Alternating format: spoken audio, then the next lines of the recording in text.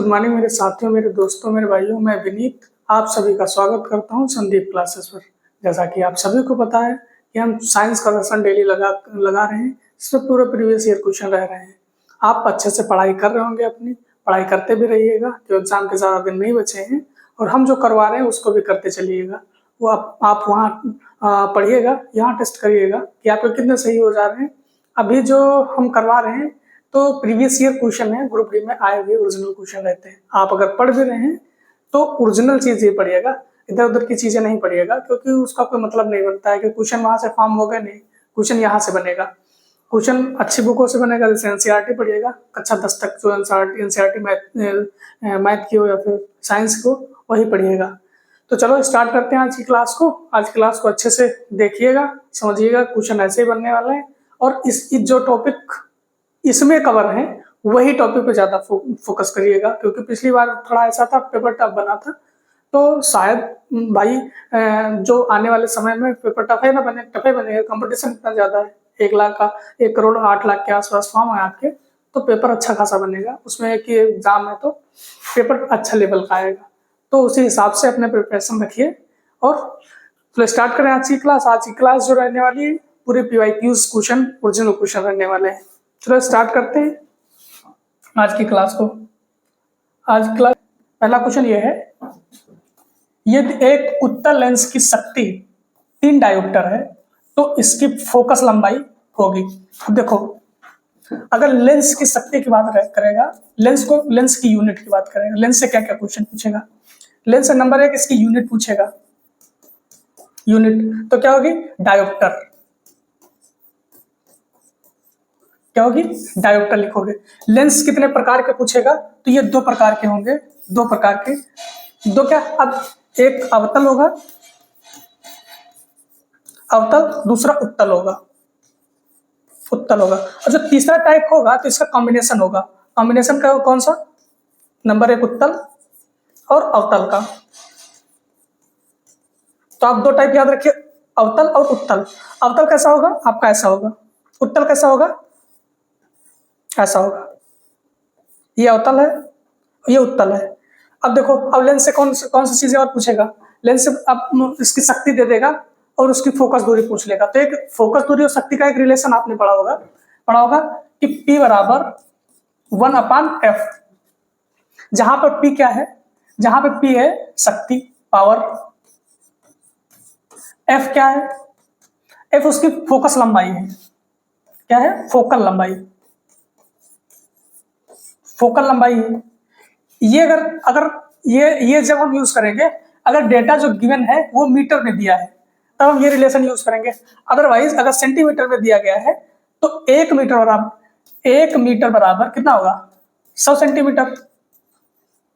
100 centimetre, तो जब 100 centimetre होगा तो अगर गिवन डेटा अगर आपका मीटर में है तो ये वाला फार्मूला यूज कर लीजिएगा। अदरवाइज आप इसको 100/f भी लिख सकते हैं। ये किसमें, सेंटीमीटर में। अब देखिएगा, लिखिएगा गिवन डेटा क्या क्या है। गिवन डेटा क्या क्या है, तो गिवन डेटा कहीं क्या दिया गया, शक्ति, पावर दे दी गई, कितनी, 3 डायोप्टर। और क्या दिया गया, फोकल लंबाई निकालना है। 3 मीटर में दिया गया होगा, 3 डायोप्टर है तो मीटर में, क्योंकि हमको निकालना किसमें, मीटर में, तो हम क्या लेके लिखेंगे, P बराबर 1/f। ठीक है, हमको फोकल लंबाई निकालना है तो इसके नीचे 1 मान लो, इधर ले जाओ, तो F बराबर कितना होगा, 1/p। तो P की वैल्यू कितनी दी गई है, पावर आपका कितना है, 3 डायोप्टर, कितना आ जाएगा, प्लस के 0.33 मीटर। देख लीजिए कौन सा है। देखो माइनस वाला तो होगा नहीं, प्लस के 3 होगा नहीं, माइनस का नहीं होगा, तो प्लस का 0.33 मीटर। तो ऑप्शन कौन सा आपका सही होगा, ऑप्शन डी आपका सही होगा। ये सारी चीजें याद रखिएगा। इसकी यूनिट भी कभी कभी पूछ लेगा और टाइप्स भी पूछ लेगा। फार्मूले पे क्वेश्चन श्योर है, आता है, नहीं तो इसका फार्मूला सही और गलत में पूछ लेगा। अगर सेंटीमीटर में देगा तो आप 100/f लिखिएगा, अगर मीटर में देगा तो 1/f लिखिएगा। उसका खास ज्यादा याद नहीं रखने का। अगर याद रखना कि क्वेश्चन में हमको गिवन क्या है और आंसर में निकालना क्या है, तो उस हिसाब से आपको अपने फार्मूले को मॉडिफाई कर लेना है। देखते हैं नेक्स्ट क्वेश्चन। नेक्स्ट क्वेश्चन है, यदि एक कंडक्टर का प्रतिरोध 4 ओम है। प्रतिरोध मतलब आप समझ रहे हो, रेजिस्टेंस। और कंडक्टर मतलब क्या, कंडक्टर मतलब समझते हो, एक कंडक्टर का प्रतिरोध 4.2 ओम है और उसका 220 वोल्ट को इसके ऊपर लागू किया जाता है, तो कंडक्टर के माध्यम से गुजर रही वर्तमान धारा पूछा है, गुजर रही वर्तमान धारा। देखो ये ऐसा क्वेश्चन है, ये ऐसा क्वेश्चन है, आरआरबी का फेवरेट क्वेश्चन है, जो कि आपको हर एक सेट में इस तरीके का क्वेश्चन मिला होगा। मैंने अभी तक जो 12-13 सेट करवाए हैं, लगभग आपने देखा होगा कि ये क्वेश्चन, ऐसा क्वेश्चन आपको रखा मिला होगा। तो इसमें गिवन डेटा आप लिख लीजिए। गिवन डेटा क्या क्या है? गिवन डेटा है आपको, देखो आर दे दिया गया है, कितना दे दिया 4.2 ओम, और वोल्ट दे दिया गया है कितना 220 वोल्ट। अब देखो आपने अकॉर्डिंग टू ओम्स लॉ, इसके according to ohm's law, ohm's law क्या, V बराबर I इंटू आर। यहां से हम करंट निकाल सकते हैं, क्योंकि देखो हमको वोल्टेज पता है, वोल्टेज पता है, रेजिस्टेंस पता है, तो हम करंट नहीं निकाल लेंगे, निकाल लेंगे, क्या निकाल लेंगे, V अपान आर बराबर I निकाल लेंगे। तो V की वैल्यू कितनी दे दी गई 220, R कितना दे दी गई 4.2। इसमें तो आप माहिर हो ही, पॉइंट हटाओ, 0 बढ़ाओ, ठीक है। अब 2 से काट लो, ये कितना हो जाएगा 21, ठीक है। अब देखो इसको कैलकुलेट करो, तो ये देखो 11 दूनी 22, इसको 22 के अपराध से 22 से थोड़ा कम है, 22 से थोड़ा कम है ना, 22 से थोड़ा कम है, ये 22 से थोड़ा कम है, 22 से थोड़ा कम है। तो यहाँ ये अगर काटोगे तो देखो 11 दूनी 22, दूनी 22, 2 से कम आना चाहिए था, 2 से इसको कम आना चाहिए ना, इसको 2 से कम आना चाहिए, ये बचेगा कितना 100 बचेगा। तो इसको अगर काटोगे तो ये थोड़ा कम है, तो ये 50 से थोड़ा ज्यादा आना चाहिए आंसर, 50 से थोड़ा ज्यादा आना चाहिए।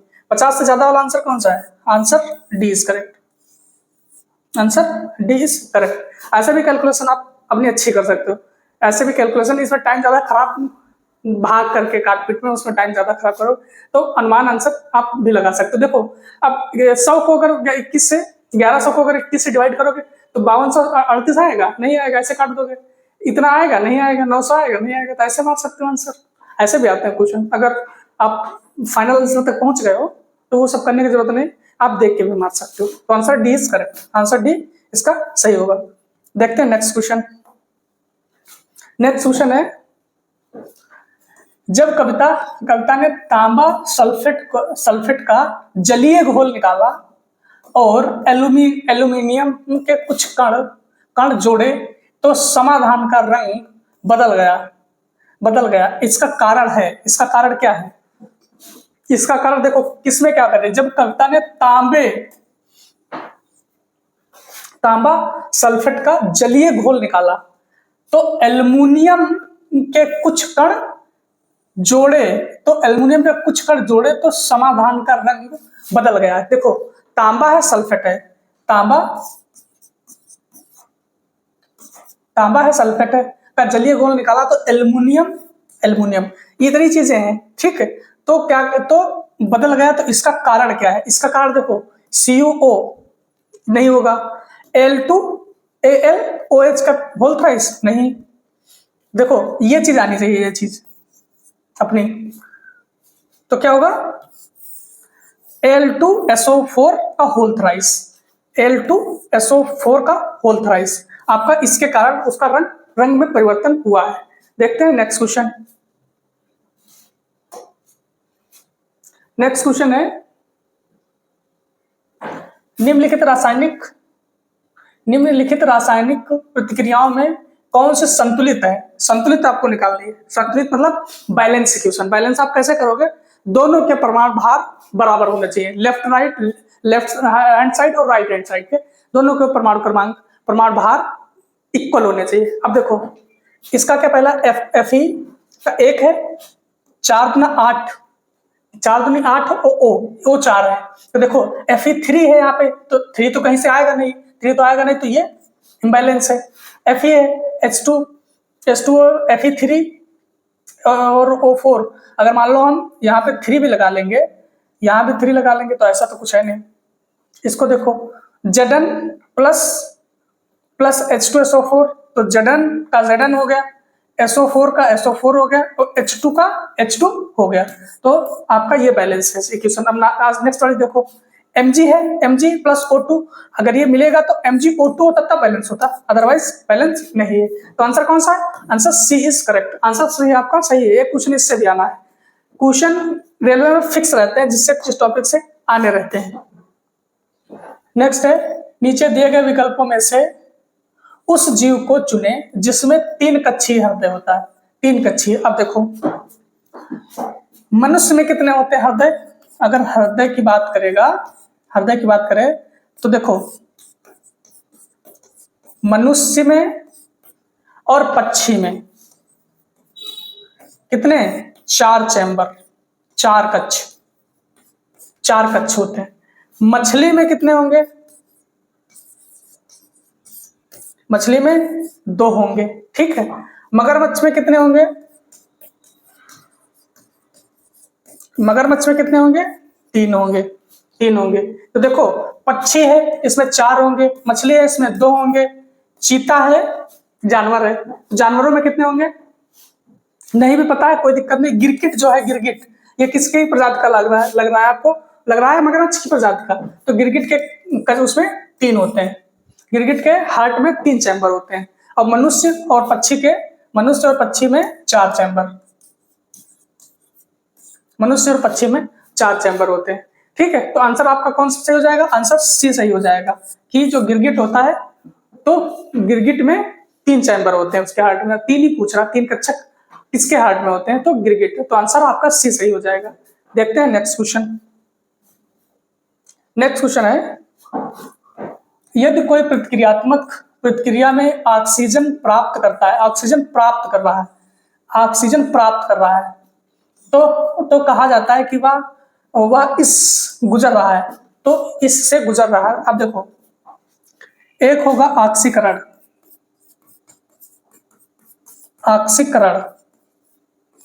दूसरा होगा रिडक्शन या फिर अपचयन।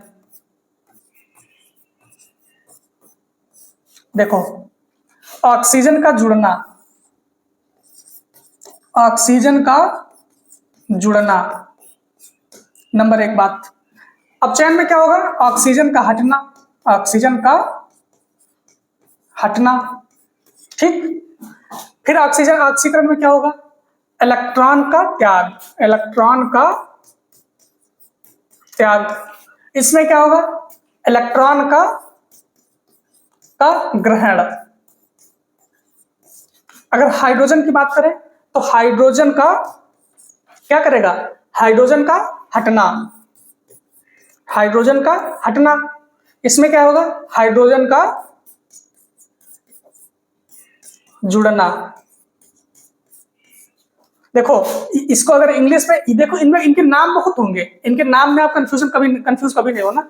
अगर देखो बहुत सारे नाम होंगे, लेकिन इनको इंग्लिश में ऑक्सीडेशन बोला जाएगा। कभी अगर कंफ्यूज हो, पेपर एग्जाम में अगर कंफ्यूजन हो इस बात का कि इसको क्या बोलेंगे, अगर नाम में चेंज करें तो उसको इंग्लिश में कर लीजिएगा। इंग्लिश में करोगे तो ऑक्सीकरण को ऑक्सीडेशन लिख के आएगा, अपचयन को रिडक्शन लिख के आएगा। बस ऑक्सीकरण को अब आपको ऑक्सीडेशन लिख के आएगा और अपचयन को रिडक्शन लिख के आएगा। बस 2 ही नाम, इंग्लिश में 2 ही नाम।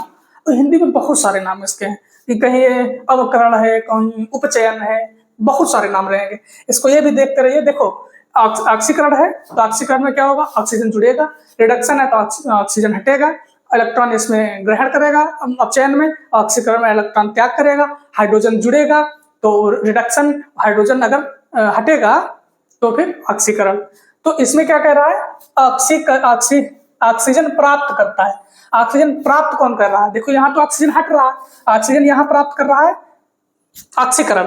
अगर ऑक्सीजन प्राप्त करेगा तो क्या उसको कहेंगे ऑक्सीकरण। देखो वियोजन कहेंगे, वियोजन नहीं कहेंगे, कटौती तो बिल्कुल नहीं कहेंगे, रेडॉक्स प्रक्रिया नहीं करेंगे, क्या बोलेंगे? ऑक्सीकरण बोलेंगे। क्या बोलेंगे? ऑक्सीकरण बोलेंगे। अब देखो रेडॉक्स में भी क्वेश्चन बना है रेडॉक्स में बहुत बार, कि ऐसे उस रिएक्शन को क्या कहेंगे जिसमें ऑक्सीकरण और अपचयन दोनों होगा। इसमें क्या होगा? इसमें ऑक्सीकरण एंड अपचयन, अपचयन दोनों होंगे, दोनों होंगे। अब देखो ऑक्सीकरण अपचयन दोनों होंगे तो रिडॉक्स अभिक्रिया है, तो रिडॉक्स अभिक्रिया है। और वियोजन किसको बोलेंगे? मान लो A प्लस बी था, सॉरी अगर ए बी था, क्या चेंज हो गया? A प्लस बी में चेंज हो गया, मतलब वो टूट गया, अलग अलग हो गया, तो वियोजन हो गया। और एक संयोजन वियोजन पे एक और क्वेश्चन बनता है, संयोजन से क्या होता है, वियोजन से क्या होगा। तो देखो ये चीज नोट कर लिया आपने, ये चीज अगर नोट कर ली तो देखो संयोजन में ऊर्जा मिलेगी हमको, ऊर्जा मुक्त होगी, ऊर्जा मुक्त होगी, ऊर्जा देगा, ऊर्जा मुक्त होगी। वियोजन मतलब टूटेगा, तो टूटेगा तो ऊर्जा मुक्त नहीं होगी, ऊर्जा लेगा। ये खूब पूछेगा कि बहुत छोटे छोटे पार्टिकल मिलकर बड़ा एक पार्टिकल बना रहे हैं तो क्या होगा? ऊर्जा देगा हमको, ऊर्जा देगा। अगर कहेगा बड़ा पार्टिकल है, एक बड़ा पार्टिकल है छोटे छोटे टुकड़ों में टूट गया तो ये ऊर्जा लेगा, ठीक है। अगर इसको ऐसे याद रखो, अगर संयोजन हो रहा है तो ऊर्जा देगा, वियोजन हो रहा है तो ऊर्जा लेगा, बस ठीक है। ये दोनों चीजें याद रखिएगा। तो इसमें आंसर कौन सा होगा? इसमें आंसर सी आपका हो गया कि ऑक्सीकरण, जो जिसमें ऑक्सीजन प्राप्त करता है। ऑक्सीकरण ऐसी प्रक्रिया है जिसमें ऑक्सीजन की प्राप्ति करता है। देखते हैं नेक्स्ट क्वेश्चन। नेक्स्ट क्वेश्चन अपना है पौधे की परिवहन प्रणाली द्वारा पत्तों और जड़ों से कौन सा उत्पाद प्रवाहित किया जाता है? कौन सा उत्पाद प्रवाहित किया जाता है? कैसे कह रहा है? पौधों की परिवहन प्रणाली द्वारा पत्तों और जड़ों से कौन सा उत्पाद प्रवाहित किया जाता है? तो देखो पौधों के बारे में थोड़ा जान लो। देखो एक होगा जाइलम, एक होगा फ्लोएम। जाइलम क्या करेगा? जाइलम जल पहुंचाने का काम करेगा, जल पहुंचाएगा। कैसे? जड़ों से ऊपर की ओर,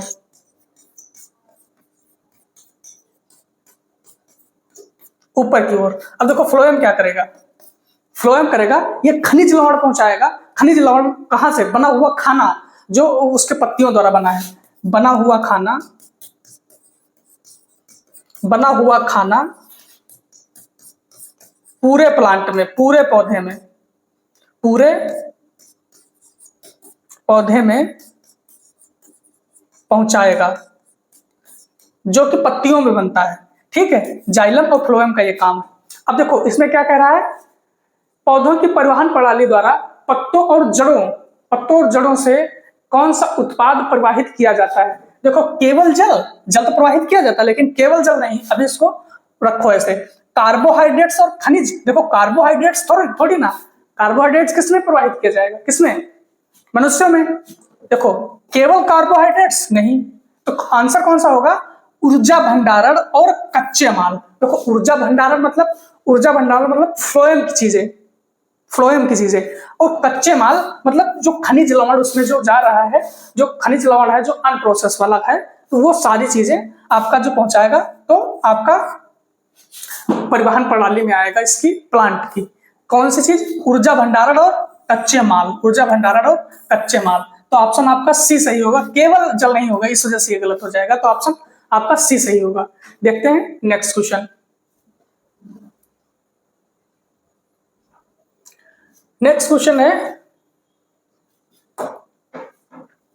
किस तत्व में गैर धातु गुण पाए जाते हैं? गैर धातु मतलब देखो अप धातु, अधातु, गैर धातु, ये सब चीजें सुन लो। देखो धातु को कैसे पहचानेंगे? देखो नंबर 1 के चालक होंगे, किसके? विद्युत के चालक होंगे। नंबर 2, इनके आखिरी कोर्स में, आखिरी कक्षा में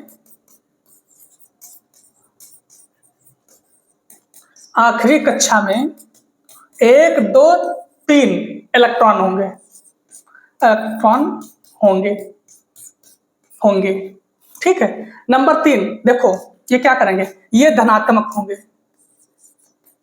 ये धनात्मक होंगे ठीक है, ये धनात्मक होंगे। देखो और धातु के बारे में और एक चीज लिख लो धातु के बारे में, ये ज्यादातर क्या होंगे, ये सॉलिड होंगे, ज्यादातर सॉलिड होंगे, सॉलिड अवस्था में, सॉलिड अवस्था में।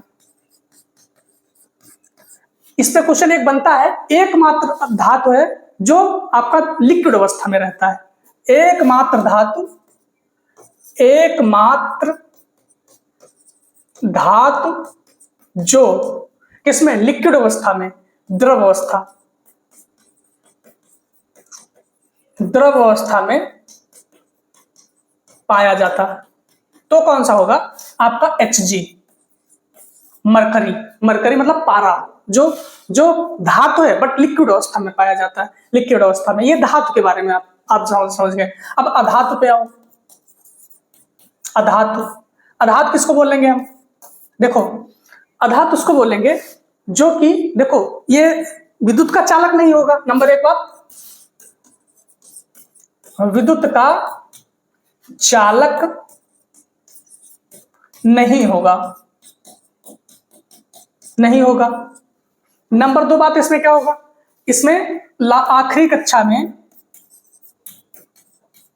आखिरी कक्षा में कितने इलेक्ट्रॉन होंगे, 5 6 7 8 इलेक्ट्रॉन पाए जाएंगे ठीक है। और ये क्या होंगे, ये क्या होंगे, ये धनात्मक होंगे, बट ये क्या होंगे, ये ऋणात्मक होंगे, ये ऋणात्मक,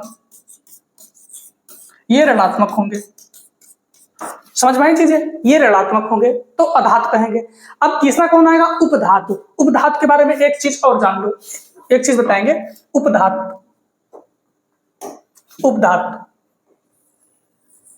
उपधातु, उपधातु के आखिरी कक्षा में 4 इलेक्ट्रॉन, लास्ट ऑर्बिट में, लास्ट ऑर्बिट में कितने इलेक्ट्रॉन, केवल 4 इलेक्ट्रॉन।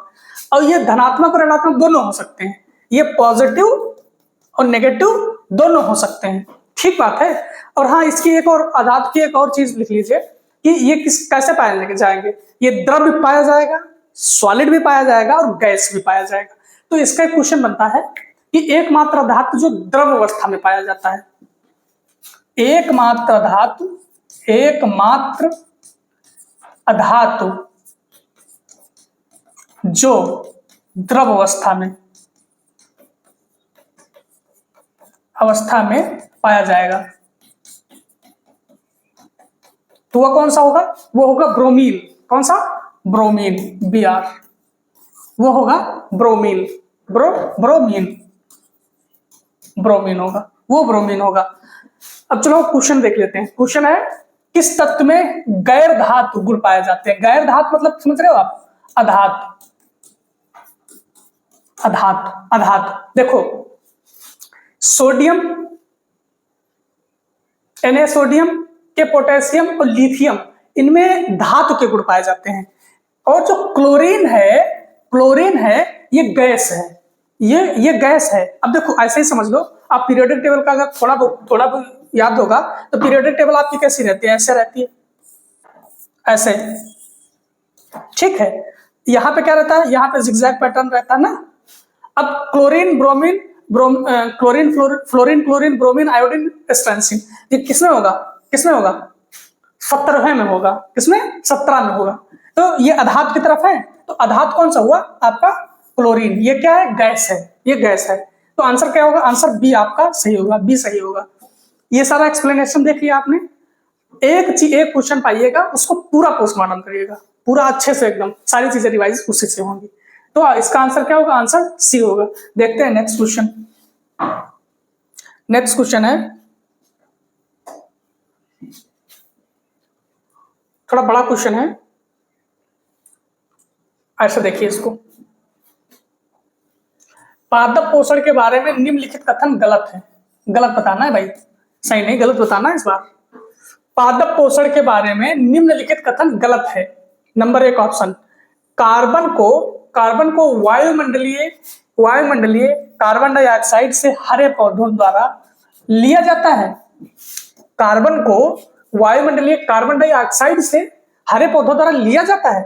ये बात आपको सही है, सही लग भी रही होगी, क्योंकि देखो क्या करता है, जो कार्बन डाइऑक्साइड है तो पौधे जो है वायुमंडल से ही तो लेते हैं, जो हम लोग रिलीज करते हैं। ठीक बात है, ये ठीक बात है, ये सही बात है।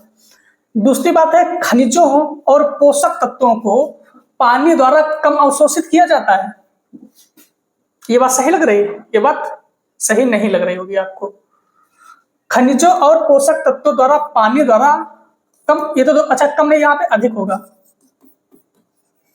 अधिक अवशोषित किया जाता है, अधिक अवशोषित किया जाता है। हाँ, ये बात सही है कि अधिक अवशोषित किया जाता है, कम अवशोषित नहीं किया जाता है।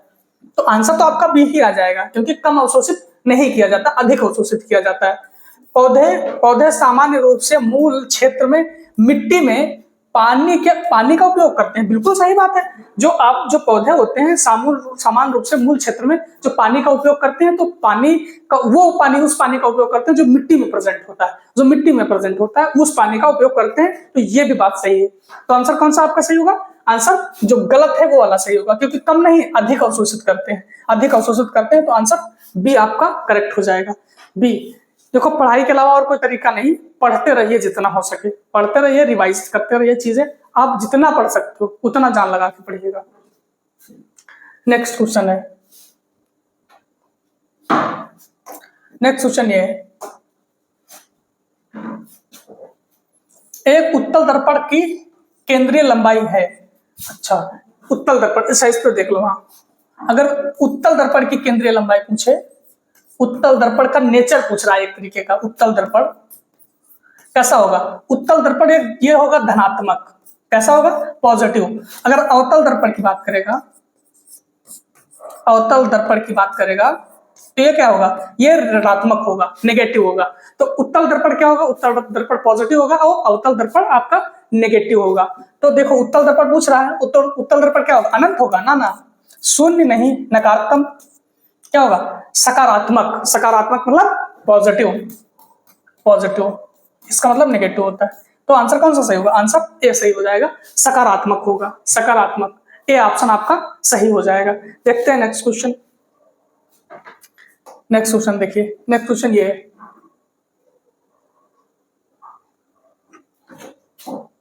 देखिए, पित्तरस के कार्यों का उल्लेख नीचे दिया गया है। उस विकल्प को चुने जो पित्तरस का कार्य नहीं है। नहीं वाला चूज करना है, जो पित्तरस का कार्य नहीं है, तो नहीं वाला चूज करना है। तो अग्नाशय एंजाइम की क्रिया की दक्षता को बढ़ाता है। सही बात है, अग्नाशय एंजाइम की क्रिया की दक्षता को बढ़ाएगा, बिल्कुल ठीक बात है। बड़े वसा ग्लोब्यूल्स को छोटे आकार में तोड़ता है, ये भी अग्नाशय का, ये भी आपका पित्तरस करता है। अग्नाशय एंजाइम की क्रिया के लिए भोजन को क्षारीय माध्यम प्रदान करता है। अब देखो, प्रोटीन क्षारीय माध्यम कैसे आपको प्रदान करेगा? कैसा होगा? अम्ल पित्त का रस क्या होगा? पित्ताशय कैसा है? उसका पीएच मान कितना होता है? अम्लीय नेचर का होता है, तो क्षारीय तो नहीं प्रोवाइड करेगा। प्रोटीन पचाने वाला एंजाइम होता है, जो कि प्रोटीन को पाचन में मदद करता है। बिल्कुल सही बात है, प्रोटीन पाचन को मदद करता है, उसको छोटे छोटे पार्टों में तोड़ता है, तो आंसर कौन सा होगा? आंसर होगा अग्नाशय एंजाइम की क्रिया के लिए भोजन की क्षारीय माध्यम में प्रदान करता है। क्योंकि गलत है, तो क्षारीय माध्यम नहीं, अम्लीय माध्यम प्रदान करता है। कौन सा? अम्लीय माध्यम प्रदान करता है। तो ये गलत है, हमको गलत ही निकालना था।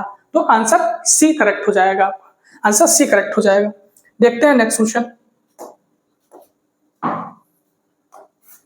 नेक्स्ट क्वेश्चन है, तांबे, चांदी, नाइक्रोम और कांच तार के समान लंबाई और व्यास के होते हैं। किसका प्रतिरोध सबसे अधिक होगा? अब देखो, किसका? तांबा, चांदी चांदी, नाइक्रोम, नाइक्रोम, फिर क्या है, कांच, कांच। अब देखो क्या कह रहा है, समान लंबाई और व्यास है, समान लंबाई और व्यास है। अगर समान लंबाई और व्यास है तो इनका प्रतिरोध सबसे अधिक किसका होगा? प्रतिरोध मतलब जो सबसे ज्यादा विद्युत का विरोध करे, मतलब विद्युत को करंट को फ्लो होने में रुकावट पैदा करे। तो देखो तांबे में आसानी से करंट फ्लो हो जाएगा, आसानी से कोई रुकावट नहीं पैदा होगी। चांदी तो सबसे अच्छा चालक है ही, विद्युत का सबसे अच्छा चांदी चालक है ही, तो उसमें तो कोई और भी रुकावट नहीं होगी। तो देखो नाइक्रोम भी अच्छा चालक है। जैसे आपका हीटर में जो उसका तार लगा होगा, किसका लगा होता है? नाइक्रोम का लगा होगा। तो जो यहाँ पे ऑप्शन आपका कांच है, ये सबसे ज्यादा प्रतिरोध पैदा करेगा, कांच सबसे ज्यादा प्रतिरोध पैदा करेगा। इसमें कह रहा समान लंबाई और व्यास के होते हैं, किसका प्रतिरोध सबसे अधिक होगा? तो प्रतिरोध सबसे जो अधिक होगा तो किसका होगा? कांच का होगा, क्योंकि ये सबसे ज्यादा प्रतिरोध रुकावट पैदा करेगा, उसमें करंट फ्लो ही नहीं होने देगा। तो ये कांच सबसे ज्यादा प्रतिरोध पैदा करेगा। तो आंसर आपका बी सही हो जाएगा। ये कोई इस क्वेश्चन से कंफ्यूज नहीं होना कि प्रतिरोध मतलब अगर आप एक बार समझ गए, प्रतिरोध मतलब कि जो करंट को फ्लो होने से रुकावट पैदा करे, करंट फ्लो होने ही ना दे, उसको आपको क्या बोलेंगे? प्रतिरोध बोलेंगे। नेक्स्ट क्वेश्चन है, चुंबक का वह भाग जहां से चुंबकीय क्षेत्र रेखाएं निकलती हैं। अब देखो चुंबक के बारे में पूछ रहा ना, चुंबक को तो लेके रेलवे ऐसे क्वेश्चन पूछता है, चुंबक को लेके आजकल जैसे मॉडर्न टेक्नोलॉजी सारी चीजें चुंबक पर डिपेंड है, इस वजह से चुंबक को ज्यादा फोर्स में रखता है, इस वजह से चुंबक के क्वेश्चन ज्यादा पूछता है। अब देखो ये मान लो नॉर्थ पोल, ये साउथ पोल है, तो देखो नॉर्थ से हमेशा निकलेंगी, ये बात याद भी रखनी है हमेशा। जो चुंबकीय क्षेत्र की रेस निकलेंगे, कहाँ से निकलेंगी? नॉर्थ से निकलेंगी। कहाँ जाएंगे? साउथ में जाएंगे। कहाँ से निकलेंगी? नॉर्थ से निकलेंगी, साउथ में जाएंगी, नॉर्थ से निकलेंगी और साउथ में जाएंगी, नॉर्थ से निकलेंगी और साउथ में जाएंगी। ये बात याद भी रखना, आती भी है, क्वेश्चन में आएगी भी, पूछेगा भी ऐसा क्वेश्चन। देखो नॉर्थ से निकल के कहाँ जा रही? साउथ में। तो कहाँ से निकल रही? क्या कह रहा? चुंबकीय क्षेत्र रेखाएं निकलती हैं। कहाँ से निकलेंगी? चुंबक के बीच से तो बिल्कुल भी नहीं निकलती, उत्तरी और दक्षिणी ध्रुव से। देखो उत्तरी ध्रुव से निकलती हैं, दक्षिणी ध्रुव में जाती हैं, तो ये भी नहीं होगा। दक्षिणी ध्रुव से तो बिल्कुल भी नहीं निकलेंगे। कहां से निकलेंगे? आपके उत्तरी ध्रुव से निकलेंगी, आपके उत्तरी ध्रुव से निकल के दक्षिणी ध्रुव में प्रवेश करती हैं। ठीक बात है। देखते हैं नेक्स्ट क्वेश्चन। नेक्स्ट क्वेश्चन आपका है, निम्नलिखित में से कौन सा अम्ल या क्षार के लिए एक प्राकृतिक संकेतक नहीं है? देखो प्राकृतिक संकेतक मतलब क्या होता है? जो प्राकृतिक संकेतक होता है, प्राकृतिक संकेतक, ये काम क्या करेगा? ये काम करेगा अम्लीयता और क्षारीयता को बताएगा पीएच मान के अकॉर्डिंग। अम्ल तथा क्षार को बताता। कैसे बताएगा? ये बताएगा ऐसे, देखो अगर अम्ल होगा, देखो अगर अम्ल होगा, ठीक है, तो अगर अम्ल होगा तो ये कैसा रंग बदलेगा? ऐसे याद रखो, ABR, acid blue to red. क्या करेगा? ब्लू टू रेड, नीले से लाल, क्या करेगा? नीले से लाल करेगा। अगर जो संकेतक है हमारा, जो प्राकृतिक सूचक है, अगर नीले से लाल कर रहा है तो समझो एसिड है, वो चीज एसिड है। अगर दूसरे की बात करेंगे, क्षार की बात करेंगे, क्षार क्या होगा? तो क्षार क्या करेगा? इसको BRB याद रखिएगा, BRB मतलब बेस रेड टू ब्लू। जो क्षार होगा तो क्या करेगा? ये लाल से क्या करेगा? नीला, लाल से नीला करेगा। वो संकेतक पे डालोगे अगर क्षार होगा तो लाल से नीला वो संकेतक का कलर कर देगा। तो देखो कौन सी चीज प्राकृतिक संकेतक में आएगी, पहले ये देखो हल्दी आती है, एनसीईआरटी में साफ साफ लिखा है कि हल्दी आपकी प्राकृतिक संकेतक में इंक्लूड है, कि हल्दी से आप पता कर सकते हो कौन सी चीज अम्ल है, कौन सी चीज क्षार है। प्राकृतिक संकेतक में हल्दी आएगी। दूसरा है आपको हाइड्रेजिया एक की पंखुड़ियां हैं, ये प्राकृतिक संकेतक में आएंगी, ठीक है। तीसरा है पेटूनिया की नारंगी पंखुड़ियां, ये भी आएगा। जो नहीं आएगा वो होगा मिथाइल नारंगी, ये नहीं प्राकृतिक सूचक है, ये प्राकृतिक सूचक नहीं। ये तीनों नाम एनसीईआरटी में साफ साफ लिखे हैं कि हल्दी भी और हाइड्रेजिया भी और पेटूनिया भी, ठीक है। और एक लाइकेन भी होता है आपका, क्या लाइकेन, ठीक है। तो आंसर कौन सा हुआ, करा प्राकृतिक संकेतक नहीं है, तो नहीं वाला ऑप्शन कौन सा है, डी ऑप्शन है। तो आंसर डी ही आपका सही होगा। देखते हैं नेक्स्ट क्वेश्चन। आप लोग पढ़ते रहिए, इसके अलावा कोई तरीका नहीं। एक अच्छा पढ़ने के लिए अच्छा बुक्स पढ़ना, अच्छा कंटेंट पढ़ना बहुत जरूरी है। ऐसे पढ़ते तो सारे लोग, बट अच्छा पढ़ना। ये थोड़ा बड़ा क्वेश्चन, देखते हैं इसको। क्वेश्चन क्या है, यह पाया गया है कि एक कांच के प्रिज्म द्वारा सफेद प्रकाश के फैलाव के दौरान एक रंग घटक जितना अधिक मुड़ा हुआ होता है, उस रंग का घटक के लिए कांच का अपवर्तनांक उतना ही अधिक होता है। बिल्कुल सही बात है। देखो जैसे मान लो ये प्रिज्म है, ठीक है, प्रिज्म है। अब देखो यहां से सन की किरण आई, यहां से पड़ी, ये क्या होगा, ऐसे जाएंगे ना, ऐसे जाएंगे ना। तो देखो यहां क्या होगा, वायलेट बैंगनी होगा, नीचे सबसे क्या होगा, लाल होगा। तो देखो जो जितना क्या कह रहा, जो घटक जिसका अपवर्तनांक उतना होगा, जितना अधिक होगा वो उतना ज्यादा मुड़ेगा। यही कह रहा ना, कह रहा है के दौरान रंग का फैलाव के दौरान एक रंग का घटक जितना अधिक मुड़ा हुआ होता है उस रंग का घटक के लिए कांच का अपवर्तनांक उतना ही अधिक होगा। जैसे लाल है तो लाल का अपवर्तनांक ज्यादा होगा, बैंगनी का सबसे कम है तो उसका सबसे कम होगा। तो देखो यदि अपवर्तनांक अपवर्तनांक बैंगनी और अपवर्तनांक येलो क्रमशः लाल बैंगनी पीले रोशनी के लिए अपवर्तनांक सूचकांक है, तो उनके बीच निम्नलिखित में कौन सा संबंध सही होगा। तो देखो अपवर्तनांक रेड सबसे ज्यादा मुड़ती है, रेड सबसे ज्यादा मुड़ी होगी, सबसे ज्यादा मुड़ी कौन सा होगा, रेड मुड़ी होगी सबसे ज्यादा। तो सबसे ज्यादा रेड मुड़ी होगी तो उसका अपवर्तनांक सबसे ज्यादा होगा, रेड सबसे ज्यादा होगा। फिर उससे कम किसका होगा, येलो का होगा। सबसे कम किसका होगा, सबसे कम जो मुड़ेगी तो कौन मुड़ेगी, बैंगनी, तो उसका सबसे कम होगा वायलेट। तो आंसर ये वाला देख लीजिए कौन सा है, आंसर ये वाला RVY। देखो ये होगा नहीं, ये नहीं होगा, सबसे ज्यादा R होगा, तो आपका आंसर होगा डी। आंसर होगा डी, V और Y। तो आंसर डी आपका सही होगा, देखते हैं नेक्स्ट क्वेश्चन। ये है, जब कोई पदार्थ ऑक्सीजन के साथ जुड़ता है,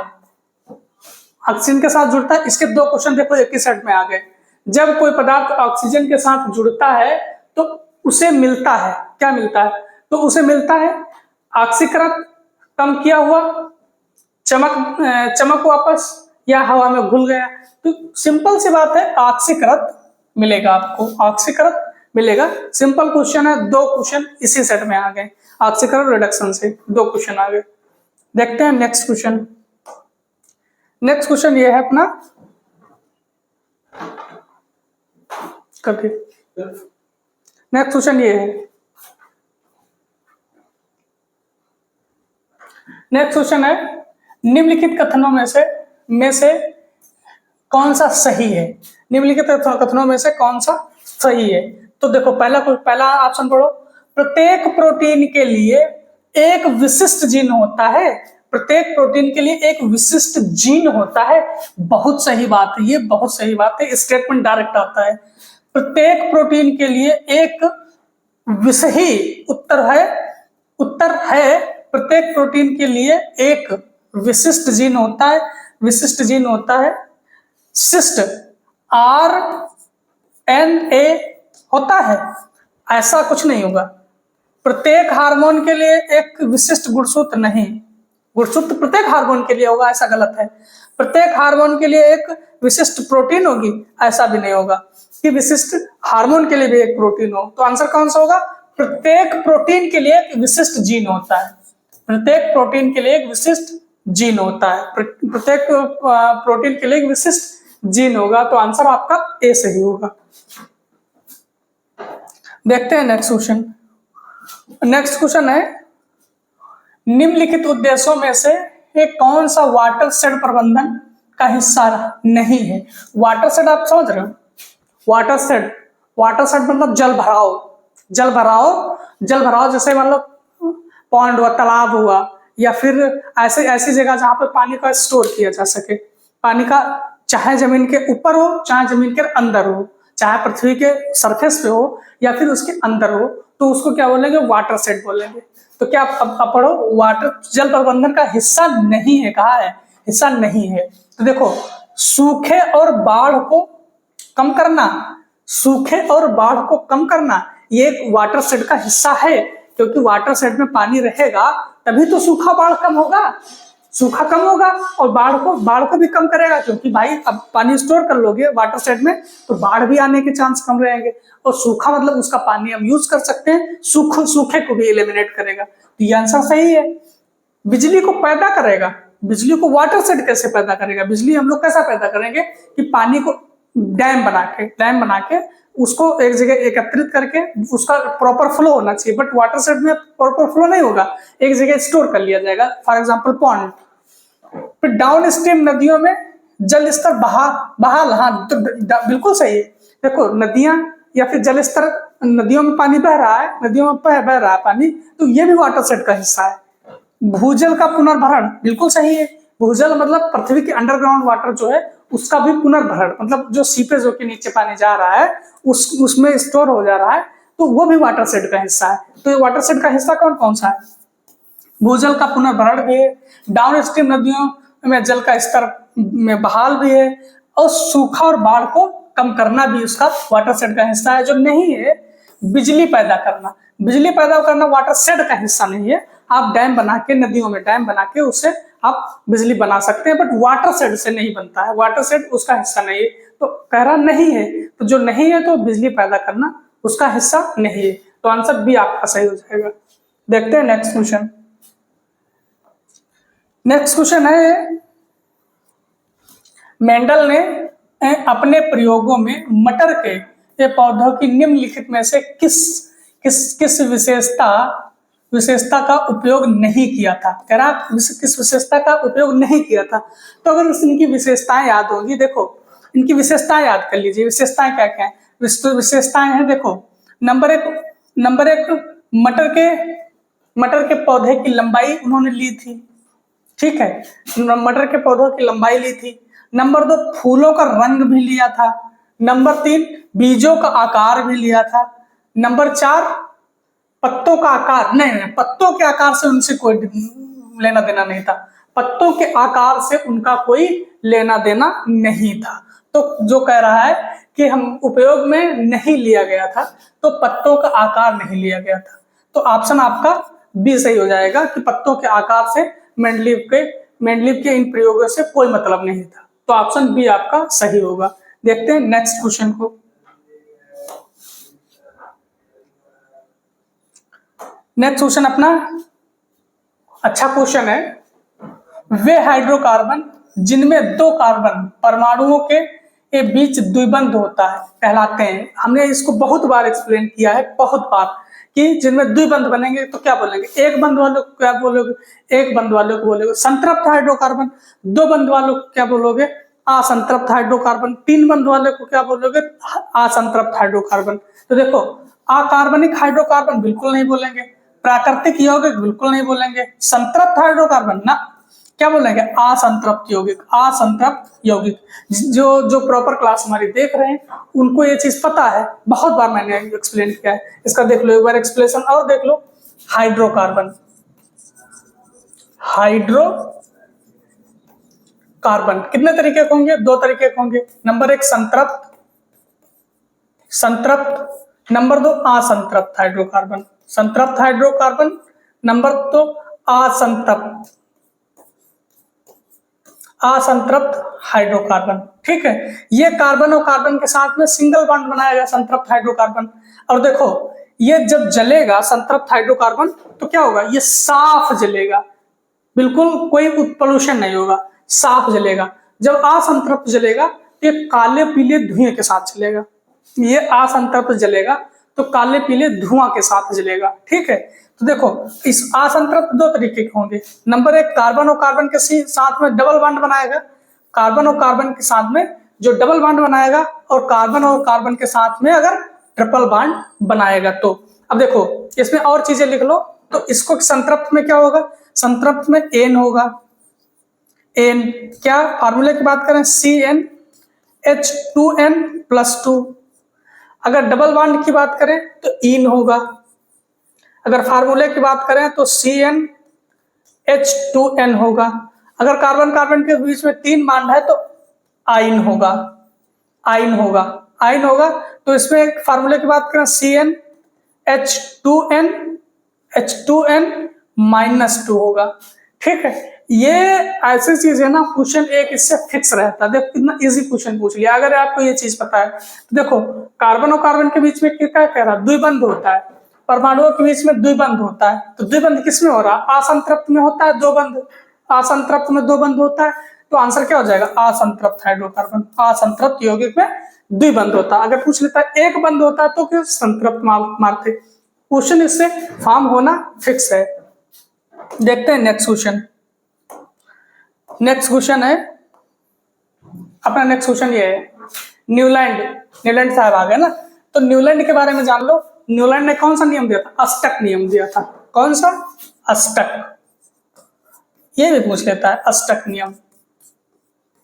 नियम ये किस पे आधारित है, अष्टक नियम सारे गामा पाधानी पे आधारित है, सारे गामा पाधानी सा पे आधारित है, संगीत के स्वरों पर। क्या कहेंगे, संगीत के स्वर पे